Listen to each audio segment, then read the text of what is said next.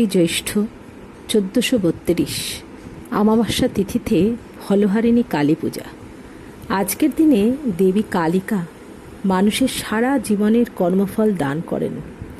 এই মাতৃরূপা মহাশক্তি প্রসন্না হলে জীবের দুঃখ ও দুর্দশা থেকে মুক্তি মেলে শারীরিক, মানসিক, নৈতিক ও আধ্যাত্মিক শক্তি। আজকের দিনে 1872 সালের 5ই জুন শ্রী শ্রী রামকৃষ্ণ শ্রীসীমাকে ষোড়শরূপে পূজা করেন।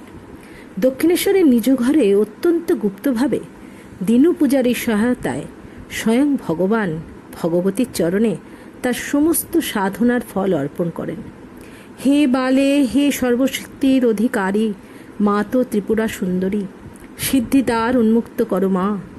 ইহার শরীর মনকে পবিত্র করিয়া ইহাতে আবির্ভূত হইয়া সর্বকল্যাণ সাধন করো মা। পূজা শেষে ঠাকুর সামনে আসীন শ্রীসীমার মুখে নিজের হাতে ভোগ অর্পণ করলেন। অর্ধবাহ্য দশায় থাকা শ্রীসীমা ও মন্ত্রচারণারত শ্রী শ্রী রামকৃষ্ণ উভয় সমাধি রাজ্যে চলে গেলেন। শ্রীসীমা বিনা সাধনায় সমস্ত সিদ্ধির অধিকারিণী হলেন, পরিণত হলেন জগজ্জননী দেবী শারদায়, এবং শ্রী শ্রী ঠাকুর সহধর্মিণীর প্রতি সর্বশ্রেষ্ঠ দায়িত্ব পালন করে দায়মুক্ত হলেন।